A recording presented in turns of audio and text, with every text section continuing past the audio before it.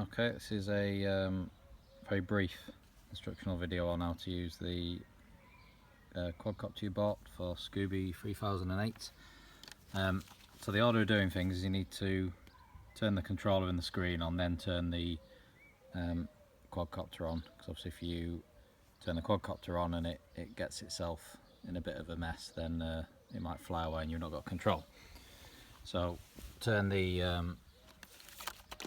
controller on.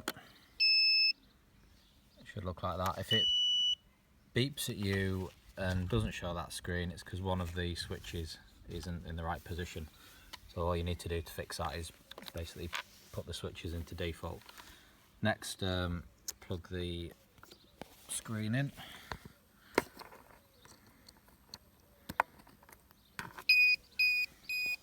Like so, you'll hear that beep. That's the transmitter.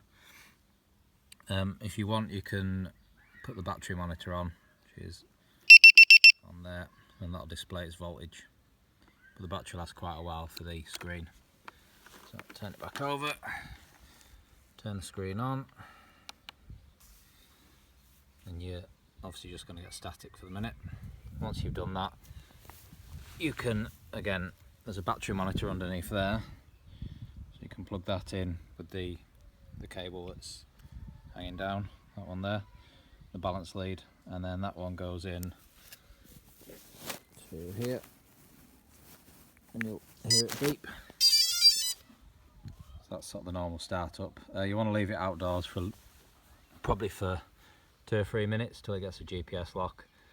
Make sure that antenna is pointing upwards and is nice and tight. The GoPro on grass, it sometimes gets itself a bit stuck. Plus you'd put the power to the GoPro and turn it on. You've got a fixed camera there as well. That's the GPS. That's the controller for the camera with that as well.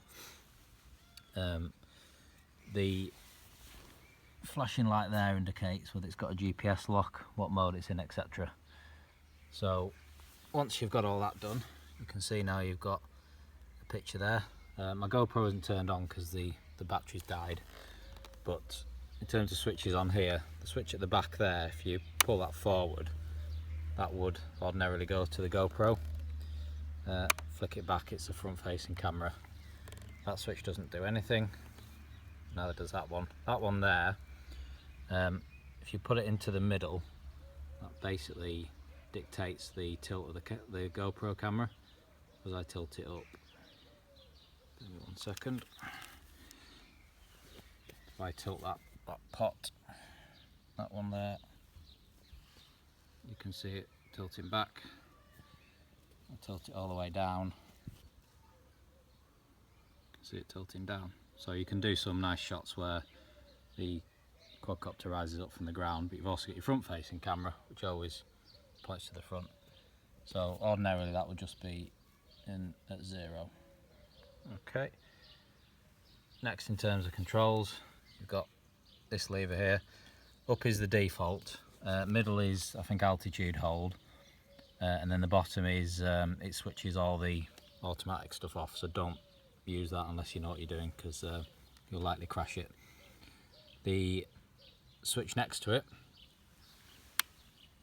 is, again, that's redundant, sorry, but that switch there is return to home. So if for whatever reason you want it just to fly back, or you've lost sight of it, whatever, flick that, it'll hover for a minute, it'll gain a predefined altitude, and then it'll fly back to you. One at the back doesn't do anything. So in terms of launching, what you need to do is the 2 sticks. So that's your throttle up and down, that's your yaw left and right, that's pitch, and that's roll. Okay, to actually get it going, you need to put both control sticks to the bottom left, which is a bit hard to show you one-handed, but basically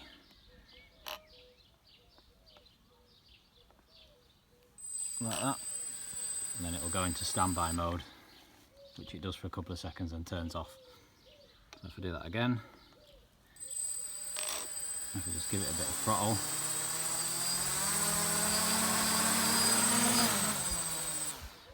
so you can hear it power up.